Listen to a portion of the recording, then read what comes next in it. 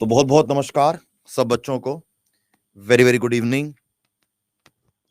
बहुत दिनों के बाद हम लोग मिल रहे हैं सारे यहाँ पे, और आपकी इन क्लासेस थोड़ा डिले कराया गया था किसी वजह से।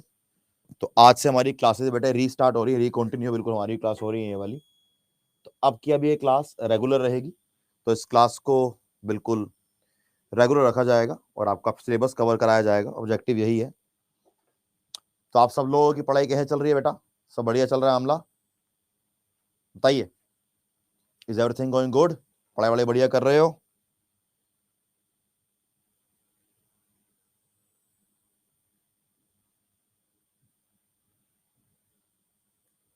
सब गुड, बहुत अच्छे बहुत अच्छे।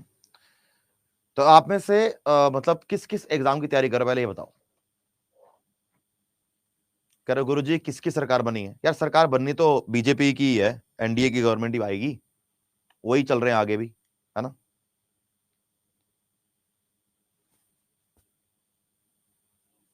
CHSL, CGL, MTS, ठीक है, ठीक है, समझ।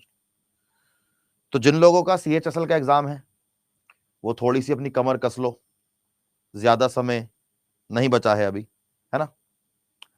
तो क्लास को स्टार्ट करते हैं, राइट? चलिए, बहुत अच्छे। आप लोगों को एडवाइस है मेरी एक, 2024 में काफी सारे एग्जाम होने हैं। जैसे SSC के एग्जाम होंगे बहुत सारे, रेलवेज के भी एग्जाम होंगे बहुत सारे, साथ में आपका DSSS भी एग्जाम हो जाता है ना। अभी आपका IB का भी एग्जाम आएगा।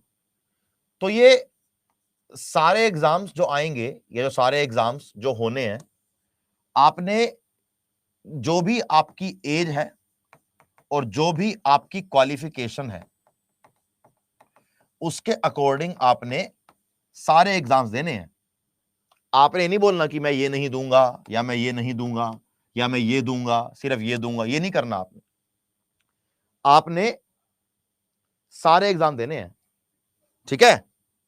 क्योंकि आप चाहे एग्जाम को ज्वाइन करो या मत करो, बेटा IB का MTS SA आ सकता है इस साल दोबारा, अगर आएगा तो। ACIO तो आकर चला गया है ना, तो ACIO तो नहीं आएगा अब, ठीक है। सारे एग्जाम देने बेटा, ये मत सोचना कि ये नहीं दूंगा, सब दीजिए, एक नौकरी पक्की कीजिए और आगे बढ़िए लाइफ में। चलिए, तो हमारी लास्ट क्लासेस के अंदर हमने इंट्रोडक्शन टू इकोनॉमिक्स और हमने नेशनल इनकम ये पूरा कर लिया था। अब हम स्टार्ट करेंगे किससे बेटा? अब स्टार्ट करेंगे हम बाकी बचे चैप्टर से। आज का चैप्टर है एक्सटर्नल सेक्टर ऑफ इंडिया। इसी को बैलेंस ऑफ पेमेंट भी कहा जाता है। इसी को बैलेंस ऑफ पेमेंट भी कहा जाता है। यहां पर हम मेजरली क्या पढ़ते हैं? यहां पर हम पढ़ते हैं कि एक्सपोर्ट एंड इंपोर्ट से लेकर यहां पर डेटा पढ़ा जाता है, ठीक है। जैसे आपने देखा होगा कि डॉलर का जो प्राइस है बढ़ जाता है, कभी डॉलर का प्राइस घट जाता है, कि इनका प्राइस घटता बढ़ता क्यों है, ये सब पढ़ेंगे इसके अंदर हम, ठीक है, राइट। तो आइए स्टार्ट करते हैं। पहला पहला point, external sector of India क्या होता है। देखो कि what is the meaning of external sector. जो मैं कहूंगा वो लिखना है, जो मैं नहीं कहूंगा वो नहीं लिखना। आपको सारा का सारा मिल जाएगा। यार तानिया, मुझे एग्जैक्ट नंबर तो नहीं याद, बट ये है कि आपके हम 2 चैप्टर पूरे कर चुके हैं, नेशनल इनकम और इंट्रोडक्शन टू इकोनॉमिक्स। इसके बाद वाला चैप्टर है ये, ठीक है। बाकी जो भी चैप्टर्स हैं वो सारे कवर कराऊंगा, डोंट वरी अबाउट इट। चलिए, तो एक्सटर्नल सेक्टर ऑफ इंडिया क्या होता है पहले पढ़ेंगे एक बार इसको, कि all economic activities of an economy which take place in foreign currency fall in the external sector of India, such as balance of payment, such as export, import, foreign investment, external debt, current account, capital account, exchange rates, etc. यानी कि भारत के देश में जितनी भी आर्थिक गतिविधियां होती हैं, भारत के देश में जितनी भी आर्थिक गतिविधियां होती हैं, और अगर वो आर्थिक गतिविधियां इंडिया की करेंसी में ना होते हुए विदेशी मुद्रा में हो रही हैं, तो वो सारी की सारी भारत के एक्सटर्नल सेक्टर में आती हैं, जैसे एक्सपोर्ट और इंपोर्ट। क्या होता है एक्सपोर्ट और इंपोर्ट? एक्सपोर्ट मतलब निर्यात, इंपोर्ट मतलब आयात। क्या मतलब हुआ इसका? जब इंडिया से कोई सामान, जैसे मानो यूएसए है या कोई और कंट्री है, जब इंडिया से कोई और सामान इंडिया से बाहर विदेशी कंट्री में जा रहा है, विदेश में जा रहा है, ठीक है, तो इसे कहते हैं एक्सपोर्ट, इसे कहते हैं एक्सपोर्ट। ठीक है, जब किसी विदेशी कंट्री से, एग्जांपल है यूएस से, इंडिया में ये हमारे मानो गुड्स एंड सर्विसेज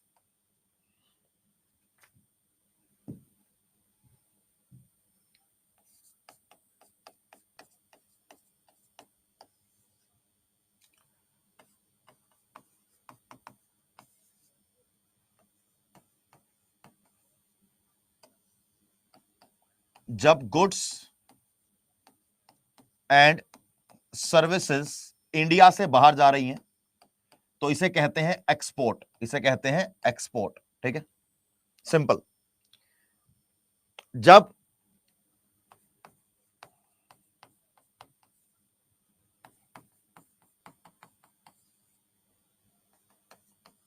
जब बाहर से कोई चीज यानी कि गुड्स एंड सर्विसेज इंडिया में आ रही है, इसे कहते हैं इंपोर्ट। क्या कहते हैं बेटा?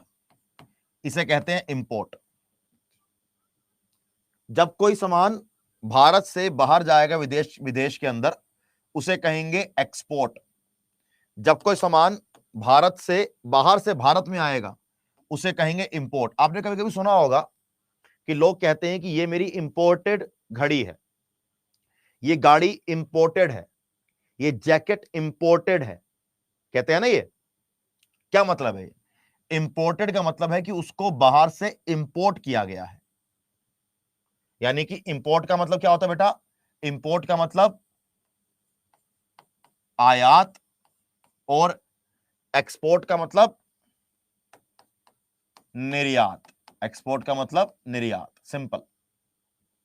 ठीक है, बाहर से सामान आएगा तो इंपोर्ट, बाहर सामान जाएगा तो एक्सपोर्ट। जब बाहर सामान जाएगा तो इंडिया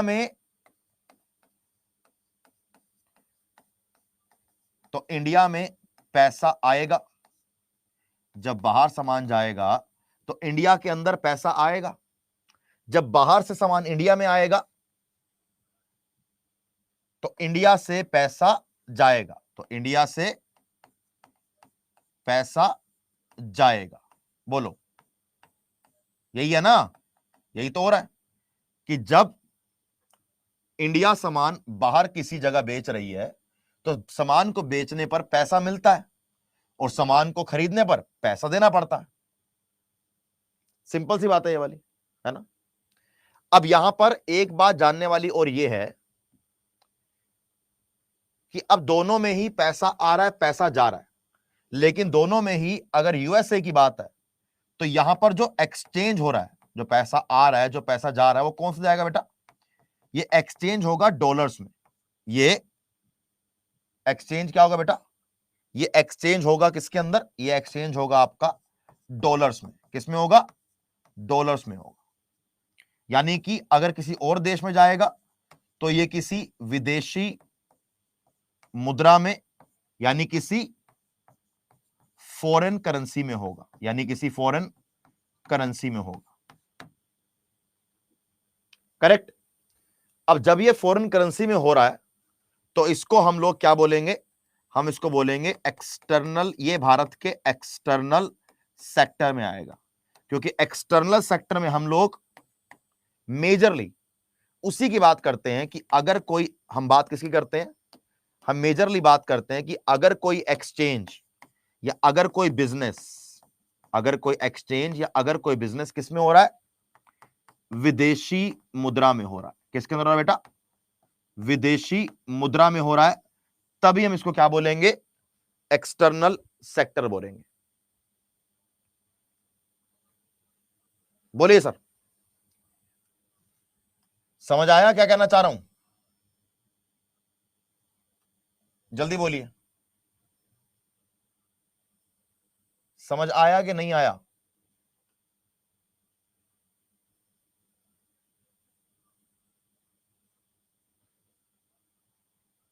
बोलिए दोस्त। Good, very good. तो यही मुद्दा है हमारा, जो हमारे एक्सपोर्ट इंपोर्ट को ये करता है, ठीक है, ध्यान रखिएगा बात को। तो हमने ये समझ लिया कि what is the meaning of external sector. अब नेक्स्ट पॉइंट है हमारा बैलेंस ऑफ पेमेंट। जो चैप्टर का नाम है बैलेंस ऑफ पेमेंट, कि बैलेंस ऑफ पेमेंट का मतलब क्या होता है। Balance of payment. अब पापा ने तुम्हें 100 रुपए दिए, कहा कि जाकर दूध लेके आओ, दूध आया 50 रुपए का, जो बचा वो क्या है, वो है बैलेंस। जो बचा वो क्या है, वो है बैलेंस। जो बच गया वो क्या है बेटा, वो क्या है, वो है बैलेंस। क्या बोलना चाह रहा हूं कि बैलेंस ऑफ पेमेंट बेसिकली क्या है, बहुत सिंपल है, the difference between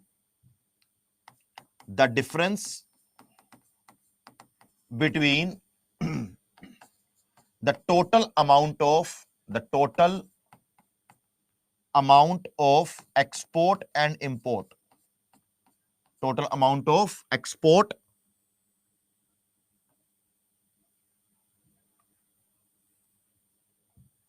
and import, कि एक्सपोर्ट और इंपोर्ट के बीच में क्या बोल रहा हूं, the difference between the total amount of export and import, कि एक्सपोर्ट और इंपोर्ट के बीच में, एक्सपोर्ट और इंपोर्ट के बीच में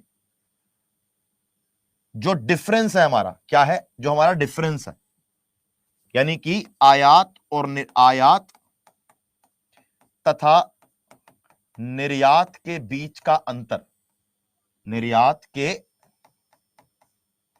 बीच का अंतर, बच्चे क्या कहलाया जाता है सर, ये कहलाया जाता है, क्या कहलाया जाता है बेटा, ये सर ये कहलाया जाता है balance of payment, balance of payment. समझ आया क्या कहना चाह रहा हूं?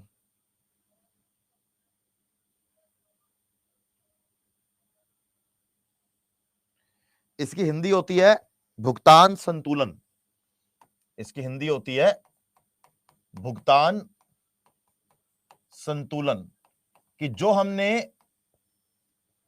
आयात और निर्यात किया है उन दोनों के बीच में डिफरेंस क्या है।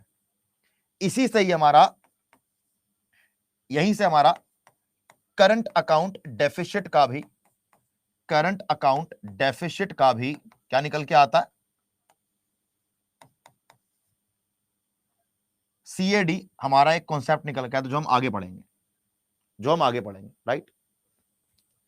इसके बाद व्हाट इज फॉरेन एक्सचेंज, जो भी एक्सचेंज, अच्छा एक्सचेंज क्या होता है, कि मानो कि मुझे ये ग्लास खरीदना है, मैं दुकान पर गया, मैंने दुकानदार को ये ग्लास मुझे पसंद आया, मैंने कहा भैया ग्लास 10 ग्लास पैक कर दो, ये एक ग्लास साथ साथ भी लिखते चलो करो सर जी, साथ साथ भी लिखते करा चला करो सर जी, क्या लिखता चला करूं, लिख तो रहा हूं, क्या है ये, लिख तो रहा हूं, ये क्या साथ साथ लिखूं इसमें, आपने लिखना, जो लिखना होगा आई लेट यू नो, ठीक है। अब सिर्फ सुनो समझो, ये हमारा ग्लास है, मैं गया दुकानदार के पास, मैंने कहा भैया 10 ग्लास पैक कर दो। उसने कहा भैया एक ग्लास 20 रुपए का है, तो 10 ग्लास 200 रुपए के हुए। तो उसने कहा भैया एक हाथ दे एक हाथ ले, यही एक्सचेंज है। मैं उसको 200 रुपए दूंगा, वो 200 रुपए की जगह मुझे 10 ग्लास देगा। There is a transaction going on, there is a exchange between me and that person. And exchange हो कैसे रहा है कि मैं उसको पैसे दे रहा हूं, वो मेरे को सामान दे रहा है, कि exchange of goods and services, exchange of goods and services, पैसे लेके तो पैसे दे के, ये क्या है, दिस इज एक्सचेंज, ठीक है। अब भारत में कोई भी एक्सचेंज इंडियन रुपीस के अलावा किसी और करेंसी में किया जा रहा है, विदेशी मुद्रा में किया जा रहा है, तो उसे क्या बोलेंगे। अगर कोई एक्सचेंज विदेशी मुद्रा में किया जा रहा है, फॉरेन करेंसी में किया जा रहा है, तो उसको क्या बोलेंगे, सोचो, उसे बोलेंगे फॉरेन एक्सचेंज। विदेशी मुद्रा में किया जाने वाला सारा एक्सचेंज फॉरेन एक्सचेंज कहलाता है, समझे। अब फॉरेन एक्सचेंज हम क्यों करते हैं, क्या जरूरी है, फॉरेन एक्सचेंज क्यों जरूरी है, यह बताओ मेरे को। फॉरेन एक्सचेंज इसलिए जरूरी है क्योंकि भारत में ऐसी कई चीजें हैं जो हमारे भारत में डेवलपमेंट लाने के लिए जरूरी है और वो हमें इंपोर्ट करनी ही पड़ती है। जैसे पेट्रोल, पेट्रोल के बिना क्या हम लोग अपने देश का डेवलपमेंट सोच सकते हैं। कोयला, भारत में कोयला बहुत सारा उगाया जाता है, मतलब उसका उत्पादन किया था, माइनिंग करी जाती है, फिर भी कोयला हम बाहर से इंपोर्ट करते हैं। कुछ गाड़ियां हैं, जेम्स, और मेन देखो सोना, हमारे भारत के हर घर में थोड़ा या बहुत ज्यादा गोल्ड तो है ही, हम गोल्ड कितना बाहर से एक्सपोर्ट करते हैं, है ना। तो जब मुझे बाहर से, सॉरी इंपोर्ट करते हैं, तो जब मुझे बाहर से कोई सामान इंपोर्ट करना है तो मुझे विदेशी मुद्रा चाहिए होगी। इसीलिए हमेशा भारत में एक्सपोर्ट को प्रमोट किया जाता है कि एक्सपोर्ट करेंगे तो विदेशी मुद्रा भारत में आएगी, विदेशी मुद्रा भारत में होगी तो वो इंपोर्ट करने के काम आएगी। इसीलिए 1991 में जो फॉरेन एक्सचेंज क्राइसिस आया था, उसमें क्या हुआ था, उसमें यही तो हुआ था कि भारत के पास विदेशी मुद्रा की कमी हो गई थी। तो जो विदेशी मुद्रा को यूज करके हम बाहर से सामान मंगवाते हैं, हम वो नहीं मंगा पा रहे थे, ये दिक्कत तो हुई थी। अब जब हम नहीं मंगा पा रहे थे, हमको पता है कि नहीं मंगवा पाएंगे, तो पेट्रोल कहां से आएगा, पेट्रोल कहीं से नहीं आएगा, तो पेट्रोल तो डेवलपमेंट का बेसिस है, तो डेवलपमेंट रुक जाएगी, ये मुद्दा। इसीलिए विदेशी मुद्रा बहुत जरूरी है। तो समझ आ गया आपको कि फॉरेन एक्सचेंज क्या होता है। और फिर होता है इसके साथ साथ एक फॉरेन एक्सचेंज रिजर्व, जिसे कहते हैं विदेशी मुद्रा भंडार। विदेशी मुद्रा भंडार किसी देश के केंद्रीय बैंक द्वारा रखी गई विदेशी संपत्ति को संदर्भित करता है। मानो कि आरबीआई के पास डॉलर्स, येन, युवैन, पाउंड, यूरोज, ये सारी करेंसीज पड़ी हुई हैं। तो आरबीआई के पास जो भी करेंसी पड़ी है इंडियन करेंसी के अलावा, वो सारी की सारी करेंसी को हम विदेशी मुद्रा कहते हैं। भारत में अगर आपसे को पूछे कि विदेशी मुद्रा का भंडार, विदेशी मुद्रा का रिजर्व रखने का अधिकार किसके पास है, और भारत में विदेशी मुद्रा को रेगुलेट किसके द्वारा किया जाता है? तो right answer is reserve bank of India के। रिजर्व बैंक ऑफ इंडिया के द्वारा रेगुलेट भी किया जाएगा और उसका रिजर्व भी आरबीआई के पास ही होगा। ठीक है, यहां पर एक उदाहरण दिया गया, बड़ा अच्छा उदाहरण है ये वाला। ये कह रहा है कि बैंक ऑफ जापान द्वारा आयोजित अमेरिकी सरकार के बॉन्ड्स जापान के लिए विदेशी संपत्ति है। क्या कह रहा है? ये कह रहा है एक है बैंक ऑफ जापान, एक है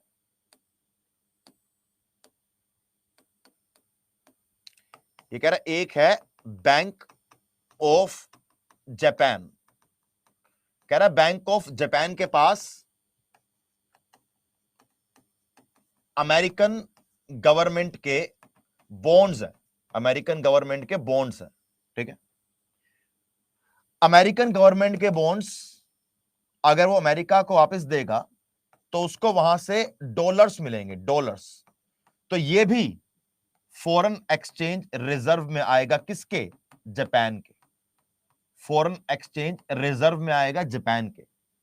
अगर यूएस के फेडरल बैंक के पास इंडियन रुपीस पड़े हुए हैं, इंडियन रुपीस पड़े हुए हैं, तो वो अमेरिका के लिए विदेशी मुद्रा है। भारत के पास जापान की करेंसी पड़ी है, चाइना की करेंसी पड़ी है,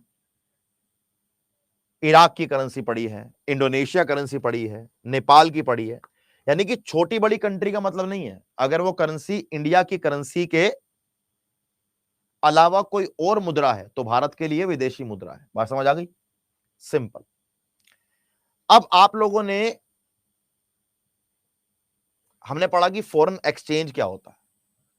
अब आप लोगों ने कभी माइंड में सोचा है कि ये जो डॉलर का प्राइस है, ये जो डॉलर का प्राइस है, ये डॉलर का प्राइस कभी तो बढ़ जाता है और कभी घट जाता है, लेकिन इस बढ़ने घटने का रीजन क्या है?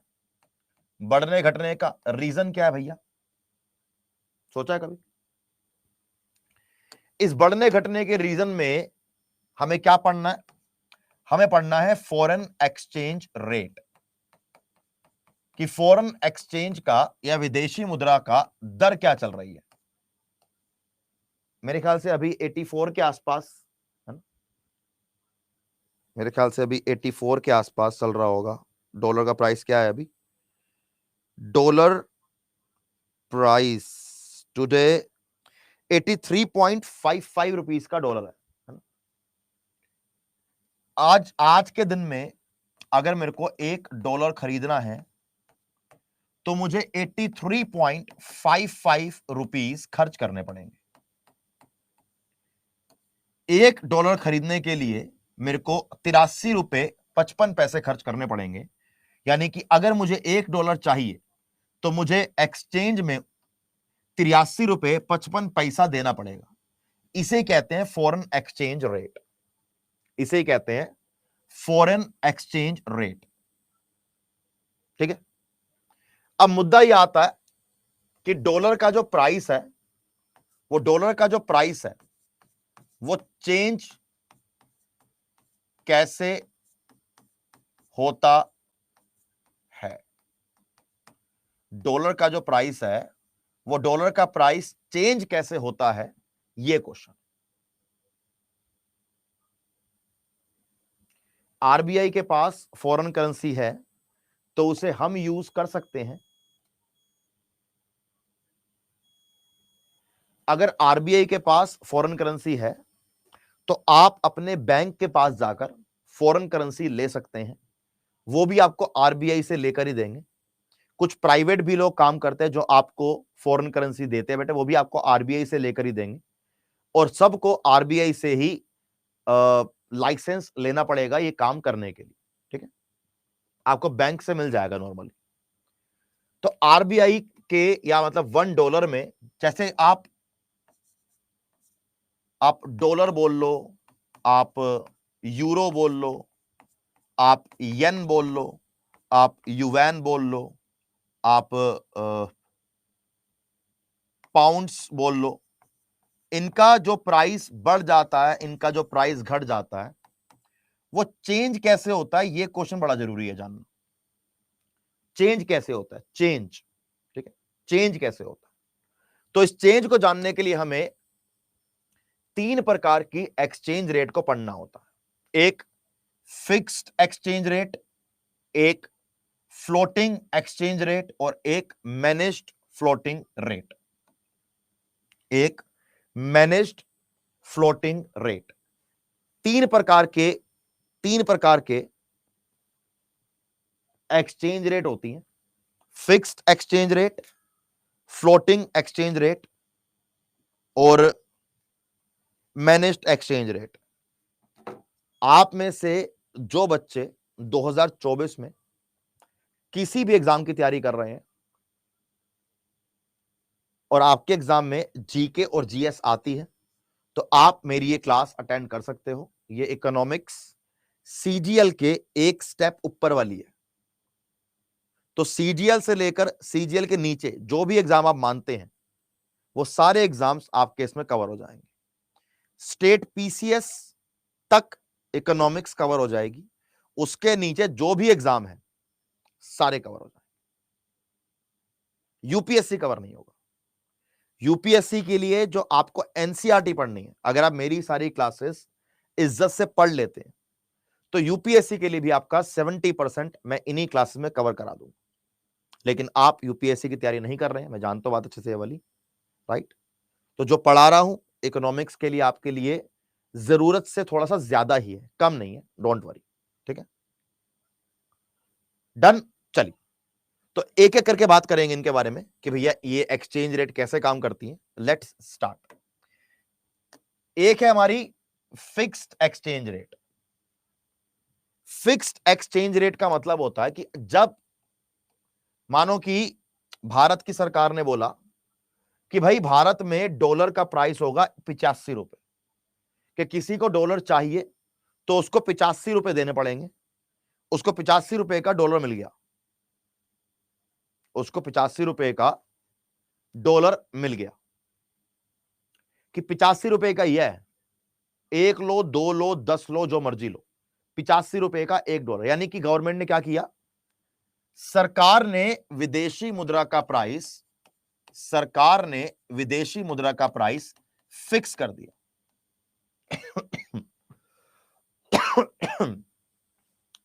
सरकार ने विदेशी मुद्रा का प्राइस फिक्स कर दिया।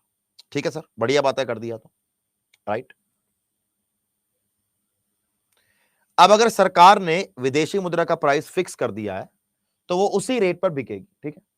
लेकिन एक होती है फ्लोटिंग एक्सचेंज रेट, एक होती है फ्लोटिंग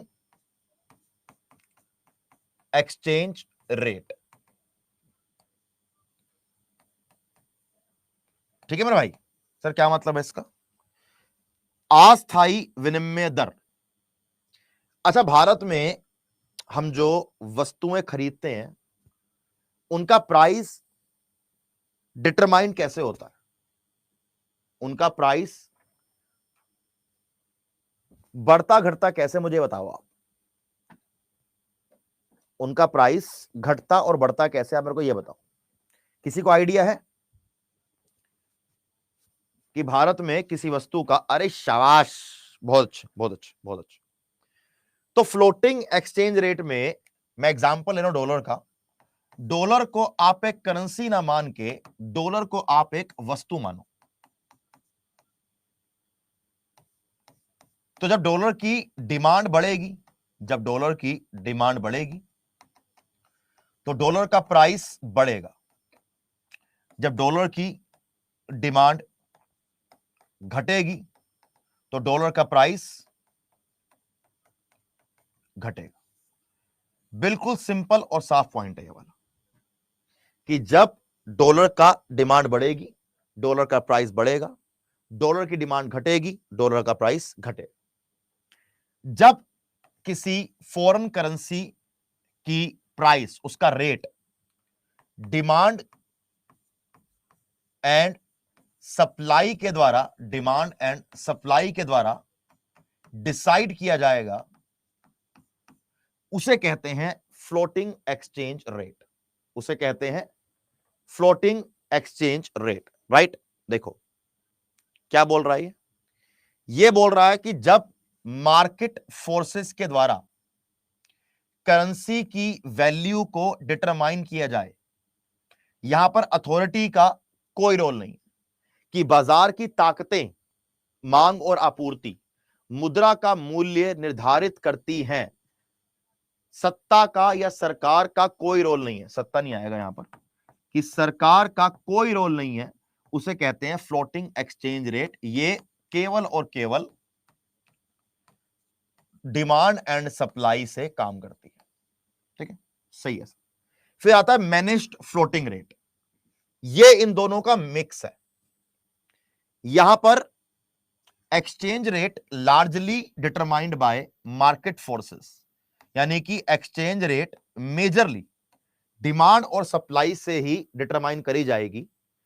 परंतु अगर ऐसा कभी हो कि सरकार को लग रहा है कि नहीं, ये तो इतना ज्यादा प्राइस हो गया है कि ये तो हमारे लोगों को एक्सप्लॉइट कर रहे हैं, तो उस केस में गवर्नमेंट कैन इंटरफेयर, इस केस में गवर्नमेंट कैन इंटरफेयर, कि majorly everything is decided by demand and supply, but जैसे यहां पर सारा रोल गवर्नमेंट का है, यहां पर सारा रोल डिमांड और सप्लाई का है, यहां पर रोल को डिमांड और सप्लाई पर रखा है, लेकिन गवर्नमेंट को भी इंटरफेयर करने का अधिकार है।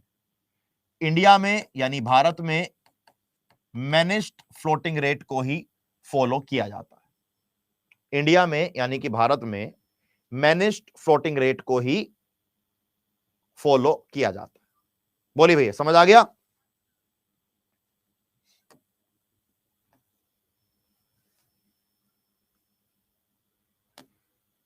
हमने पढ़ा अब बैलेंस ऑफ पेमेंट।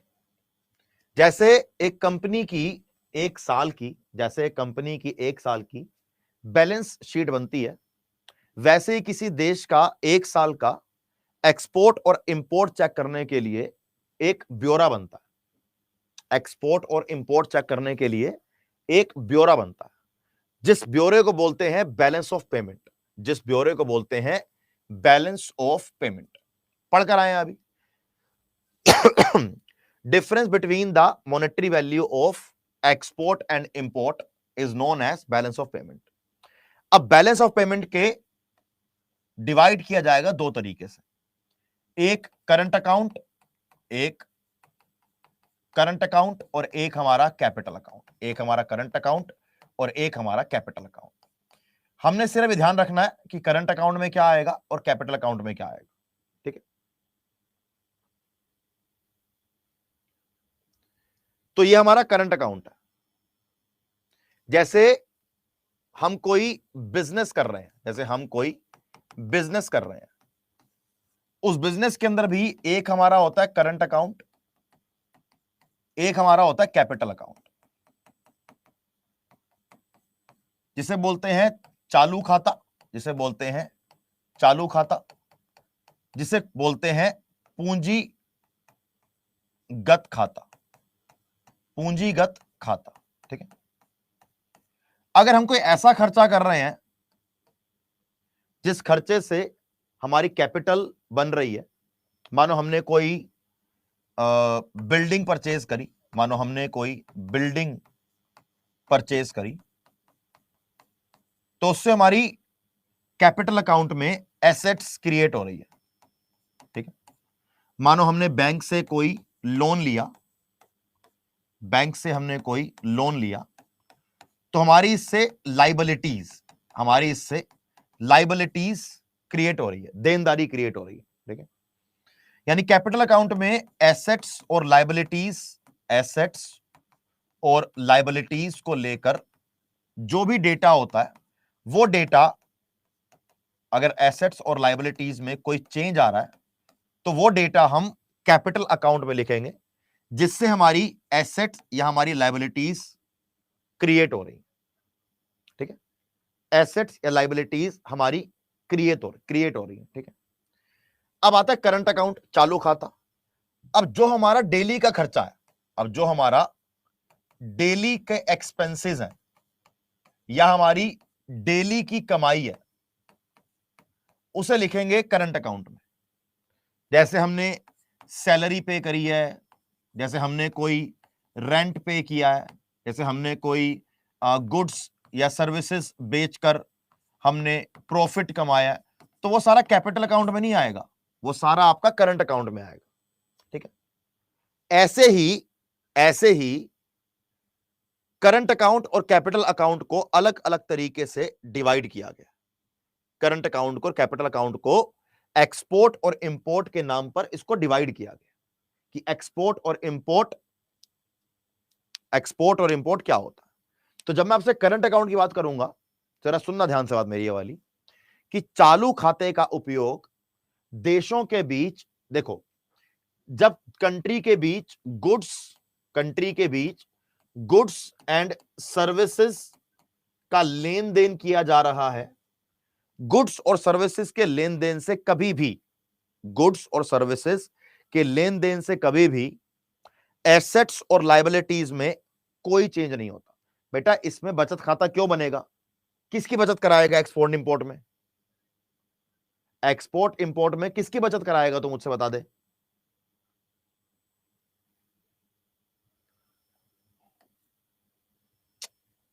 बिल्कुल ना फ्लो तोड़ देते बीच में।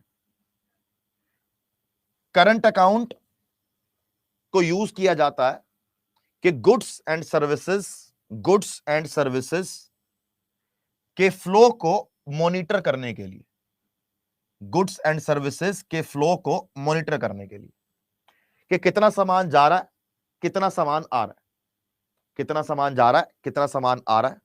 यानी चालू खाते का उपयोग देशों के बीच माल एवं सेवाओं के अंतर्वाह और बहिर्वाह यानी कि इनफ्लो एंड आउटफ्लो की निगरानी के लिए किया जाता है। ठीक है, जो भी एक्सपोर्ट किया जाएगा गुड्स और सर्विसेज का, जो भी इंपोर्ट किया जाएगा गुड्स एंड सर्विसेज का, उसको कहां लिखा जाएगा? करंट अकाउंट में लिखा जाएगा, उसको करंट अकाउंट में लिखा जाएगा। ठीक है, करंट अकाउंट के भी 3 पार्ट होते हैं। एक बैलेंस ऑफ ट्रेड्स, जो भी गुड्स का एक्सपोर्ट इंपोर्ट किया जाएगा यानी कि वस्तुओं का एक्सपोर्ट और इंपोर्ट किया जाएगा, वो सारा का सारा बैलेंस ऑफ ट्रेड में आएगा। जो भी सर्विसेज का, सेवाओं का एक्सपोर्ट या इंपोर्ट किया जाएगा, वो सारा का सारा किसके अंदर आएगा बेटा? वो सारा का सारा बैलेंस ऑफ इनविजिबल्स में आएगा, बैलेंस ऑफ इनविजिबल्स में आएगा। ये क्वेश्चन एग्जाम में कई बार आया है कि बैलेंस ऑफ ट्रेड में ओनली गुड्स आएंगे और बैलेंस ऑफ इनविजिबल्स में ओनली सर्विसेज आएंगी। ठीक है, अब आता ट्रांसफर पेमेंट्स। आपने रेमिटेंसेस का नाम सुना है कभी? आपने रेमिटेंसेस का कभी नाम सुना है कि व्हाट आर द रेमिटेंसेस? बताओ जरा रेमिटेंसेस क्या होते हैं, बताओ जरा एक बार कि रेमिटेंसेस से आप लोग क्या समझते हैं?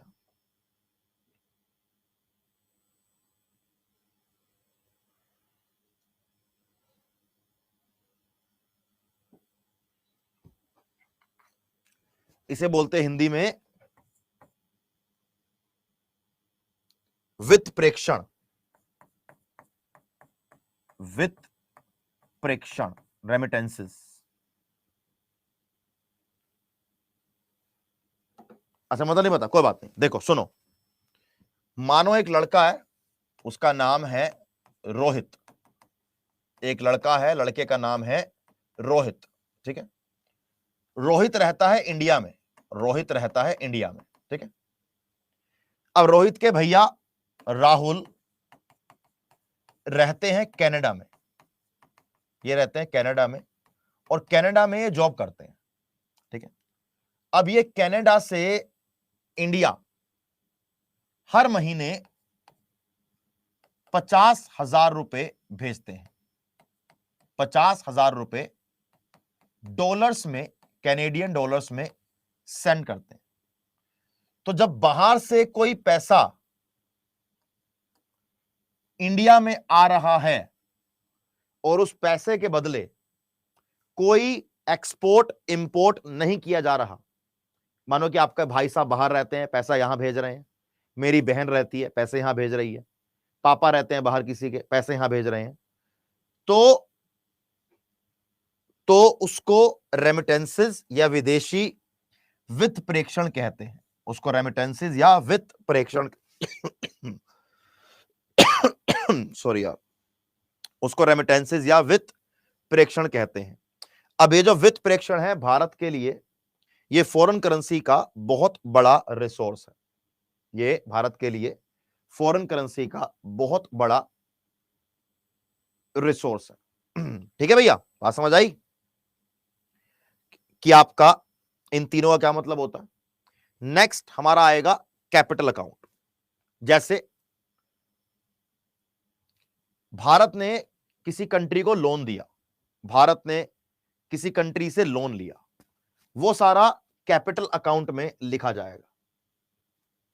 भारत ने किसी कंपनी में, बाहर की कंपनी में इन्वेस्टमेंट करी है, बाहर की कंपनी ने भारत में इन्वेस्टमेंट करी है, वो इन्वेस्टमेंट कैपिटल अकाउंट में आएगी।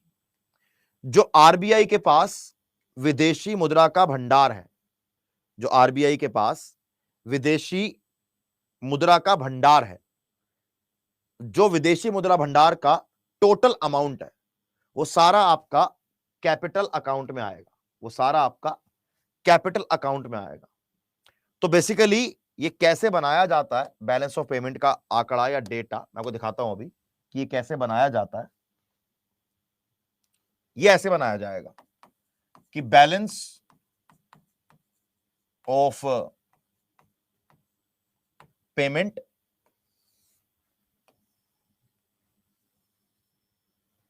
एक साइड हमारी यहां बनेगी और एक साइड हमारी यहां बनेगी। ठीक है, यहां बनेगा आपका करंट अकाउंट, यहां बनेगा आपका करंट अकाउंट, और यहां बनेगा आपका कैपिटल अकाउंट, यहां बनेगा आपका कैपिटल अकाउंट। ठीक है, यहां पर आएगा बैलेंस ऑफ ट्रेड, यहां पर आपका आएगा बैलेंस ऑफ ट्रेड, यहां पर आपका आएगा बैलेंस ऑफ इनविजिबल्स, यानी कि जो सेवाओं का एक्सपोर्ट इंपोर्ट हो रहा है वो यहां पर आएगा, जो वस्तुओं का एक्सपोर्ट इंपोर्ट यहां पे आएगा, साथ साथ जो रेमिटेंसेस भारत से आ रहे हैं जा रहे हैं यहां पर आएंगे। कैपिटल अकाउंट में कोई लोन लिया गया है, कोई बाहर से हमारी बोरोइंग्स है, कोई सामान हमने उधार लिया है, वो सारा यहां पे आएगा। साथ में कोई इन्वेस्टमेंट है, अब वो इन्वेस्टमेंट एफडीआई के नाम से हो सकती है, एफआईआई के नाम से हो सकती है। ठीक है, इन्वेस्टमेंट हुआ, या हमारा जो फॉरेन एक्सचेंज रिजर्व है आरबीआई के पास, विदेशी मुद्रा का भंडार है, वो भी आपका कैपिटल अकाउंट में आएगा। ठीक है, आपको जो ये सारी टर्म्स है ये याद होनी चाहिए, और आपको पता होना चाहिए कि करंट अकाउंट में कौन सी आएंगी और आपकी कैपिटल अकाउंट में कौन सी आएंगी। ये आपको पता होना बहुत जरूरी है, ये आपको पता होना बहुत जरूरी है। ठीक है, आपके लिए एक छोटा सा होमवर्क है, आप लोगों के लिए एक छोटा सा होमवर्क है। वो होमवर्क ये है कि आपने मुझे कल क्लास में आके ये बताना है कि एफडीआई और एफआईआई इन दोनों की फुल फॉर्म क्या होती है और इन दोनों में डिफरेंस क्या होता है। यह आपने आज खुद बैठ के पढ़ना है और आपने ट्राई करना है ये जानने का कि what is the difference between FDI and FII, और इनका फुल फॉर्म क्या होता है। ठीक है, ये बेटा आपका होमवर्क है, ट्राई करना करने का, नहीं होगा तो मैं करा दूंगा। आज के लिए इसके अंदर थोड़ा सा हमारे एमसीक्यूज भी हैं, जैसे हमारा ये एमसीक्यूज है कि balance of payment is an accounting statement that records monetary transaction between, कि भुगतान संतुलन एक लेखा विवरण है जो डैश के बीच मौद्रिक लेन देन रिकॉर्ड करता है। क्या लगता है क्या आंसर होगा इसका?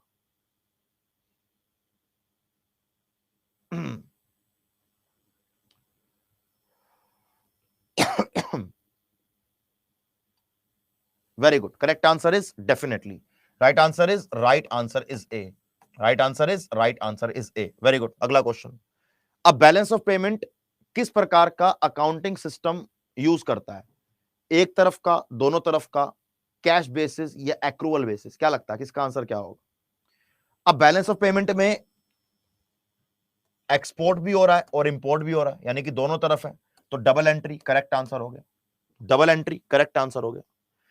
Components of balance of payment account are, balance of payment में इनमें से कौन से कंपोनेंट आपको देखने को मिलते हैं?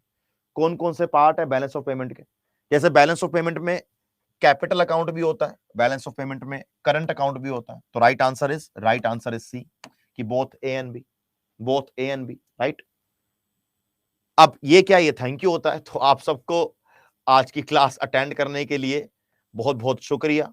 अगर आपको आज की क्लास अटेंड करके मजा आया हो और आपको भी रिव्यू देने का मौका मिलेगा, तो अपने साहिल सर को आप 5 स्टार दे सकते हैं। अगर आपको क्लास अच्छी लगी हो तो, नहीं लगी हो तो बेटा मत दीजिएगा, राइट। तो आज के लिए इतना ही। All the very very best to all of you. अभी 8 बजे मेरी 8 PM पर अभी मेरी SSC अड्डा पर मेरी GS की क्लास है। अगर आप चाहो तो वहां पर आकर मेरे साथ YouTube पर जुड़ सकते हो, बाकी आपकी मर्जी है बेटा अपनी। All the very best to all of you. जय हिंद, बाय बाय, ध्यान रखिए।